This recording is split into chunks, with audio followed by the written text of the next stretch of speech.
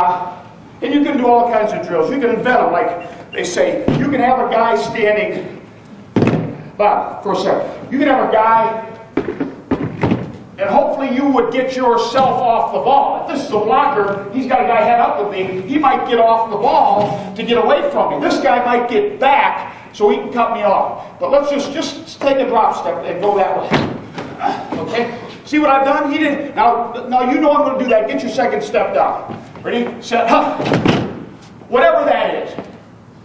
Okay? Let's say he's a front side blocker. Put your hands on me. Just bend down. All right? He's going to run block. All right? But just to teach him what it feels like, I'll go through the whole stance. Set. Huh. Okay.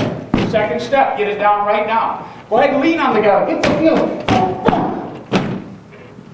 But something that they do over and over. Do it 15 times. Get your second step down on a drop it and drop it on the angle. Get it down. You talk about it, but I don't know, other than talking about it, I don't know a real drill that you say, okay, here, so other than you got to do it. You got to have a guy press on you so you can get it down. Now you might take it a little further to the crotch, but that's the deal. That's the deal. Saw Fargo 5 times. Okay, now, I got a room. I got a room with the Panthers. My old line room is a big room. We got a Taj Mahal place. Every bit of my wall is filled. I got OJ on the wall. I got the Unabomber. I got John Gotti. I got the guy that won the Olympics in 1920. I got Badana. Boom. I got it all. I got a space on the wall. My wife says I'm obsessive compulsive. All right, now, on our inside zone play, where we found also our biggest mistakes, or where we didn't do it good, or when we did it good, I got a big right guard, Strepanek, who is big. You're talking about big. This guy is big. When he got the block the best, blocking the 3 technique on the inside zone play, he would do this and this, but his arms, you know, however you hit here, hands, he had a lockout like this. He bridged his arms up, and he's trying to stick his head in, but when he got that, that's what gave him the separation and was able to knock the guy off the ball a little bit. So what we emphasize is not just pick him up like that, not the big wind-up, but since we do drop step, there's a natural just boom. But if they can lock those arms as they're trying to stick their nose in there a little bit, and emphasize it, that gives it separation, that seems to create more movement, and it's the combination of getting the second step down, whipping the arms, and getting that full bridge out, if you may. The forearm. When do we use the forearm? I like the forearm blow. Here's when we use the forearm. I'll try to give you most instances. The pure forearm, not the shoulder lift. We call a shoulder lift, or Howard calls it a pry 'em open or rip underneath them. The pure flipper, you know, boom, whatever that's called. Here's what we use. The center uses it on the off-tackle plays. I got a center on a head-up nose. If I put 2 hands on a head-up nose, the nose grabs me like this, there goes the ball, and this guy makes the tackle. So the center, he takes his drop it, foot to crotch, flipper, pump this arm. Don't use this arm unless the guy crosses your face. There would be an example of a forearm, shoulder, forearm blow. Center on a head-up nose on the zone play. We put 2 hands on him, I'll say it again, he does that to us, the nose moves, he makes the ball cut back too soon. We would use the forearm on our zone play when we take our drop step, and this guy moves to the tough area. That's the area that Bob talked about today, where the guy goes inside a little bit. So we go and back to the flipper, don't use this hand. You use this hand, keeps the shoulders turned. All right? Number 3. The inside guy on the double team, the postman, all right? If he has got any sort of a shade, we're double teaming to that guy, he will use the forearm, don't use this hand. Same thing, I get this hand in, boom, I can never get off on our responsibility. Shoulder, forearm, Crowther, this, this, center on the nose, zone play. Tough technique on the inside zone when he kind of goes to that gray area. That's no different than the guy that's up there on me. And the postman on the double teams. Now, it's postman and double team. Which yes. one do you step with? Oh, well, if I knew this son of a bitch was never going to slam, never, ever, ever going to slam, I'd come off the ball as hard as I can with my outside foot and I'd get it on the ground. Boom. And we're still doubling for the back linebacker, right? Because we have different types of double. It isn't always tied in with whatever, with counters. But what we do is, because I don't know if this guy's going to slam or not, we just take this foot and pick it up, put it down. I was taking too big of a sidestep originally and wasn't getting any movement. So you're better off taking your inside foot and moving it forward a little bit so you can get some movement, or just pick it up and put it down.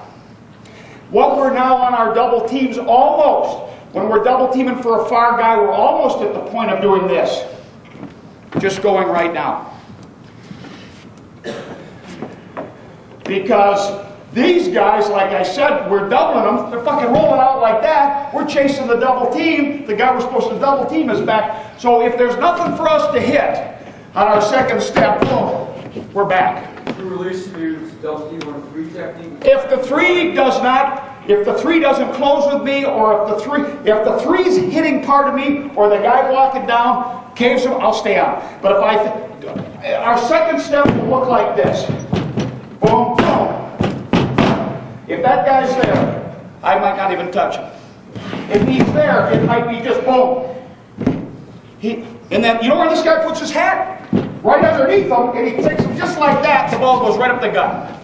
Because a loose 3 is trying to do this, so you dig him out like that, and the hole's in here.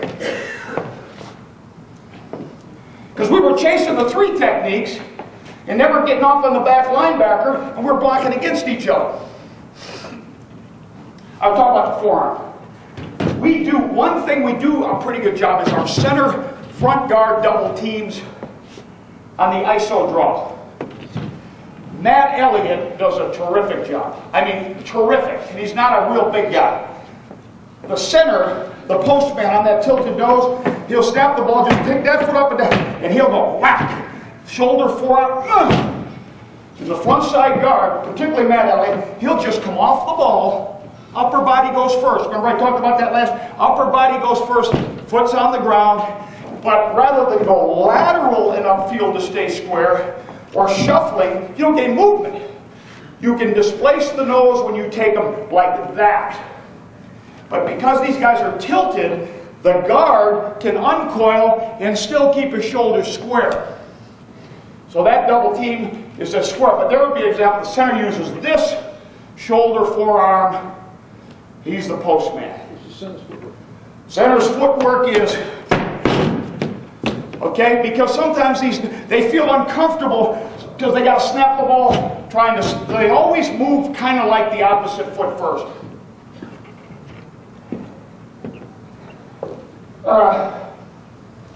Okay, head position. Everybody talks about head position. Shit, hey, the guy lost his head. Fuck, but nobody tells you how to. Well, fuck. Everybody's bitching about losing the head. Well, show me how to coach this son of a bitch. They say, well, I lost my head position.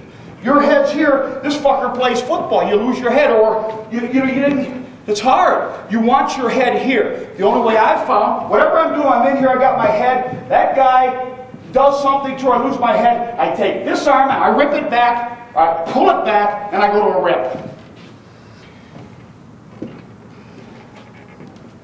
So I'm supposed to keep my head out here, okay? So I go boom, boom, right?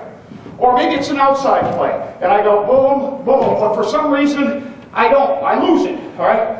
The only way I know to keep it is to pull this thing back, and maybe I don't ever get to the rip, but pull that thing back, and then go to something like that. You got to practice it. Or they'll just keep losing their head position.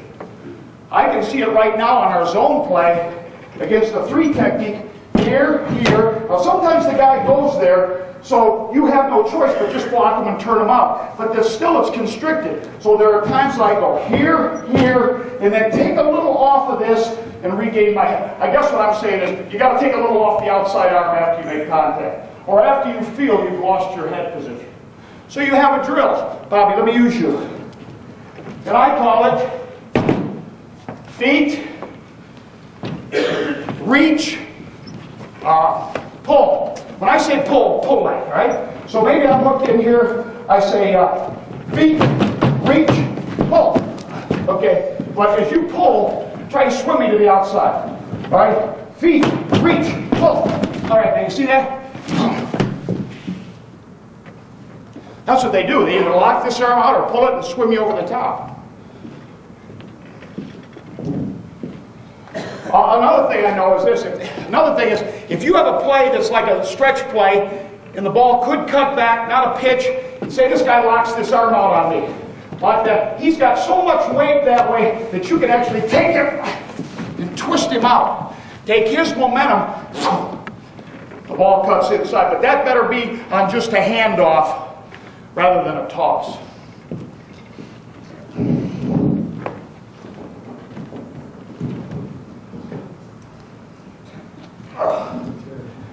I'm all fucked up. I got 2 cataract operations, lens implants. Fucked up guy. All right. Okay. I got a guy named Elliot. I don't know how he does it. He must have been coached like a bitch in Michigan. But every time he blocks, he gets leverage. He can be 4 foot high, and he's playing the left guard. He's coming in here to hit this guy, whatever he does, and then somewhere during the block, he gets his head underneath the guy. He'd be working, or he'd be on one of those zone blocks, and he'd be taking a step that's here, and then for whatever reason, boom, he is down under the pads. And he doesn't get it right away, but he's the kind of guy, if I could think of all these things, Matt Elliott, take all these guys down there and teach them how you always keep your leverage. It's easy to say, get under the pads, and you get a little high, but I got a guy that can do it. It's got to be in his hips and how he sinks his body, and I can see him right now on some of those double team plays when he goes from a 1- to 2-handed read. He is under the pads. Terrific job of doing that. Okay. I give you a situation that we noticed were some errors for us this year. And it's a small point that I didn't coach very good. We're running an off-tackle play over here, like a zone play, whatever. Okay, and this center's taking a little drop step, and he's hitting that guy either with his forearm or a little bit of a shoulder lift. And this guy's taking a little drop step, and he's coming down, he's fucking killing that guy right there. He's trying to, but for some reason, they do at times skate across their body to block that guy. And I don't know why, other than I didn't do a very good job. My point is, here's another example. As I hit my drop step, my second step doesn't want to be one that, I'm not saying they're trying to reach like that, but if that second step goes a little flat, that nose tackle kind of pushes them back. You've got to do the same thing on that block. If I'm the backside guard, whatever, you know, well, maybe I put my head in front, but I was kind of skating in front of the guy a little too much and getting flattened out even though the center was helping. That was something that we are working on and trying to improve. Okay? Here's where we made most of our errors last year on stuff. I mean, we made a lot of errors on these. And I don't know why. It's because the safeties are up most of the time, but we'd have something like this. We'd have a Sam. We'd have a safety sitting here. Shit, we didn't know whether he goes and gets him, whether these two guys go get him, whether we don't block the guy. The safeties in the corners up there in the forcing positions created problems for us where we didn't communicate very well. We have calls, we just have to be a little more alert. We're almost, sometimes you spend so much time blocking those guys that you probably should block those guys and fuck those guys. But they do make the tackles in here. That's what we got to do a little bit better job of. Another thing that, just something interesting, no big deal. I mean, you guys would figure this out, but we have 3 or 4 one-back plays. If they go to a nickel defense, you got all different kinds of defenses, but sometimes they got a guy like right there. And they might have a guy like right there. And they might have a guy like, I mean, who knows where they are? They're fucking everywhere. Some smart son of a go there and cover 6, cover this, rotate, fuck. I don't know all that bullshit. I got a fucking center that's coming up here. And on G6, you want to know who to block, right? My point is, when does the center block that guy? We got to play G6, right? We're going to pull a guard. Well, does the guard come around for that guy? Does the wide receiver block him? Does the center now block back here? Does the center try to block him? And does the guard pull him? I don't know. Fuck. Get one back, bring the center. So what we do is we have the center, no big deal, call the number of the guy I'm going to block. If this guy's number 50 and this guy's going to pull, he knows he blocks 56. How about that one, right? If this guy's number, who knows, 36 back here, and he says 36, center says M36, or he points like a quarter, now this guy knows he fold around. We have some problems with assignments, one back runs, who's the Mike? We have the same problem on a draw. You know, we don't know whether the tight end on a one back draw is supposed to release over the top for him or him. Because the wide receiver, he can't tell half the time who you're blocking, so we try to have the center coordinated. They've got 7 in the box. You know, you shouldn't run it, but that's bullshit because they come up with 7 in the box late. The 3 one-back runs we have are where we got to do a little better job. And it's not so much a problem on the play that Howard guy was running. That's the play where you come to the weak side because the centers usually go on front side. But we run a G play versus nickel. It's a good play for us, where we pull a guard, one back, one out there, and we run a draw to the strong side. But sorting out who the nickel Sam is, who the nickel Mike is, and who the nickel Will is, and whether we got to block them or don't run the play or have to audible out of it creates a little bit of a problem when you've only got one back and they're trying to come up and stop your run. So the center calls the number of the guy he's going to block. Okay. All right, now another thing, and again, we've done more pulling plays with guards are out in space than I've ever done before here. Screens and things like that. And this is no big deal because when I was with the Bengals, we'd run a play called brace. But I knew how to block brace. But some of these other plays, I'm not that expertise on until you run them. I'll give you an example here now, okay? You got to play like a G play, right? And this guard pulls around like this. So he kind of takes a parallel pull right about there.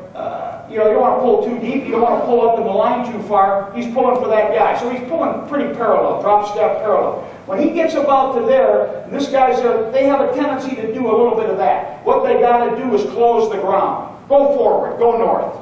No big deal. I didn't do a great job coaching. If you go here, this guy kills you. You got to close the ground to him, and you don't want to measure the guy. Keep running. You know how, like in your open space, when you get out there, they kind of measure a guy. Well, that's when the guy darts away from you and he tackles the back. Remember, on most of those plays, a screen or whatever, the back's going to stay out there for you. Keep running for the outside head. And the best thing that we had found is, rather than staying high, is throw through the outside hip, and if you get them, you get them. You know, kind of like a cross, you know, a fucking scramble. Cut them. Throw hip high, and if they come upfield on you, we call it a reverse hip block, where you just cross-shoulder reverse.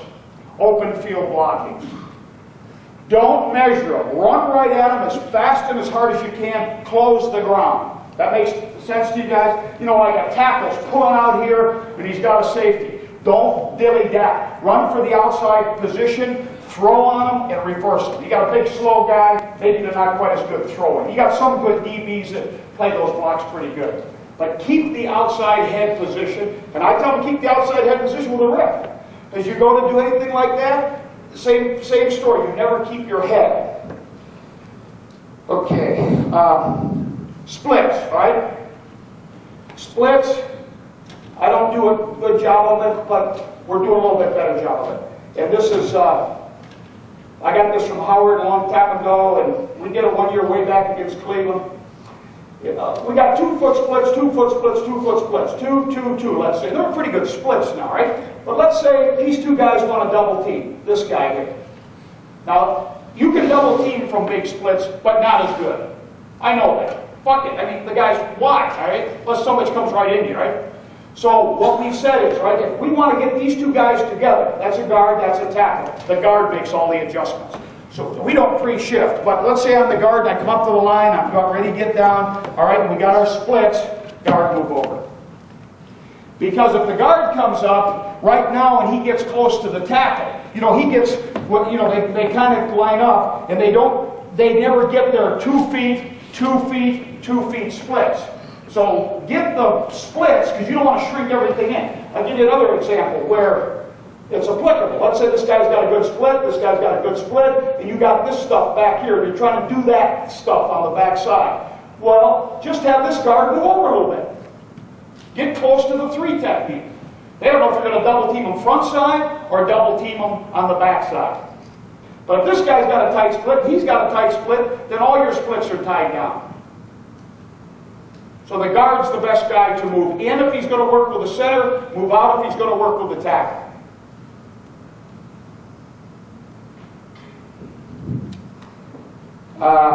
Okay, one of our blocks that we're actually getting halfway decent on it, but we're terrible on it, and it's got all through the second step, is we call it a dunk. It's our backside zone block against a 3-tech. You know, where this guy's drop stepping and coming down and trying to kill that guy, and this guy's trying to do something to get through there to block him, but if he doesn't want to avoid that guy. You know what I mean? He don't want to vacate that guy, but he wants to hit that guy, but then he goes, fuck, I mean, you got to be so hit, block. They say, block the down guys.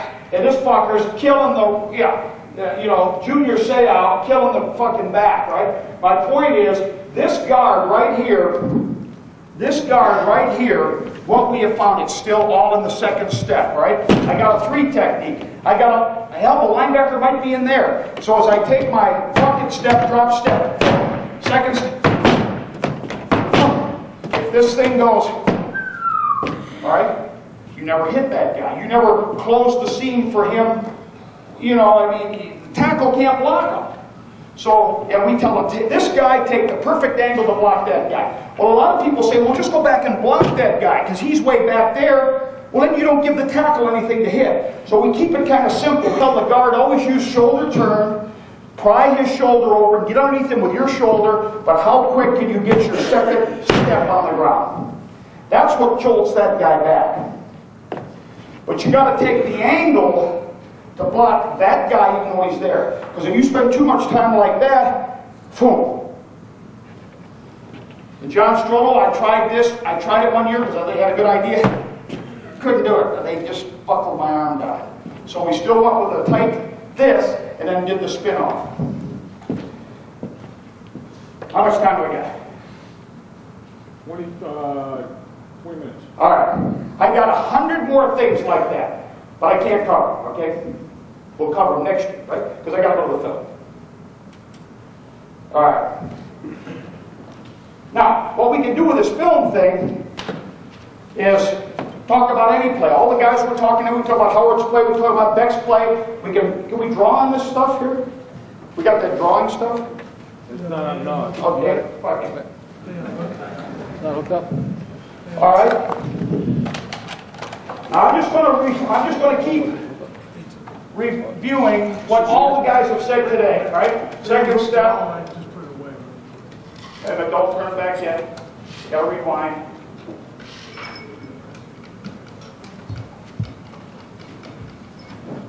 I just did this for this clinic. I spent all fucking day yesterday for you guys putting this together. I didn't give a shit about these players. I wasn't going to use it. I said, fuck. I used the whole day. I asked Jerry Richardson, the owner, if I could do that for you guys, and he said, fine. So we did it real fast, so I don't know how good it is. Fuck, I even put writing on it. The goddamn video guy fucked it up. Everybody's going to call me, Jimmy, how can I get that? You can't get this fucking thing. Don't ask. Lights. Wait, I got the, what about this? What about the cooking? Okay. All right, now, this is what Howard, and Howard, you can help me here and correct me or something. If Howard says shit, I swab him straight. I'm telling you now. He and I were the first guys to do this fucking step. They fucking laughed at us. In fact, we stole it from Cleveland in the next year of the Super Bowl. Fuck, Howard's telling me now. I say, Howard, how do you fuck, we use the same shit next year against them?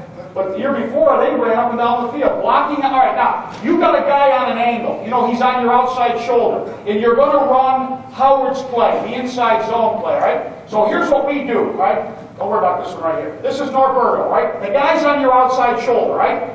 Now, he's supposed to take the look. See the arm whip? Remember I was saying that full lockout? He's doing the best he can of getting the arm up. We'd like to get the second step on the ground slightly inside of his inside foot, right? All right, now let's watch him from behind. All right, there's that stance, right? He could be a little narrower, right? You ask me about a stance, there's a stance. Look at this fucking joint right here. This is like fucking Taj Mahal right here. I can't even swear on that field. All right, now, all right, probably a little wider head position, all right? Now he's taking a little drop step. It doesn't. Just watch his second step. Bang, bang. It's supposed to be slightly inside of that foot. The guard's working with him on a combo. We're running off tackle play. Slant right. Howard slant right. This guy's the real deal here now. Mike Berry, his coach, is here. Mike, I'm so proud of this guy here. Weighs about 325. Okay, now watch the different angle on him. Now for you guys that say, what is a drop step? You guys always go backward. You don't go. Watch his upper body go forward. See the upper body go forward? All right? That is a drop step. You see it? That fucker is dropping. All right? I don't give a shit what you call it. Watch the second step. Why do you do that?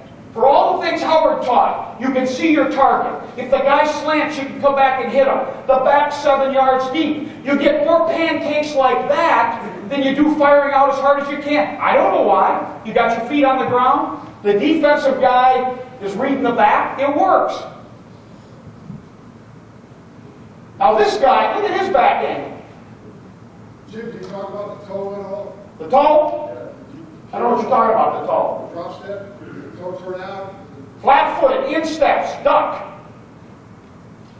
Yeah.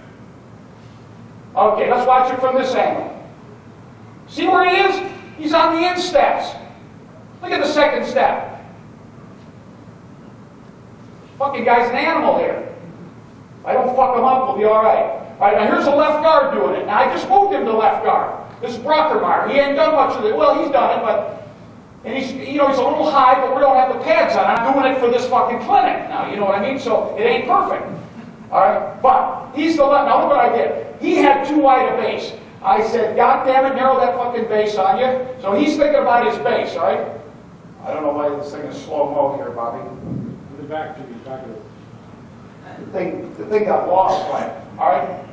All right, now watch this second. He's blocking on the angle. See it? 1, 2. You know what I mean by blocking on the angle? You don't try to get over and square. You block, he's on the angle, you block him on the angle. Now you need a strong inside hand, because a lot of times, you know, Howard taught me this, the guy comes back off to make the tackle.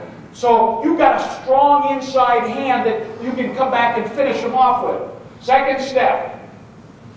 You guys understand the stance? That's a good stance. Some of you may think it looks like shit. I fucking like it. In steps. Flat-footed, duck demeanor. Donald Goose, duck feet, his balls are loose. I like it, Jerry. Second step. That's the key right there. All right? All right, here's Bucky Greeley. Very short arms. But you'll see but he's a pretty good technique from Penn State. His arms did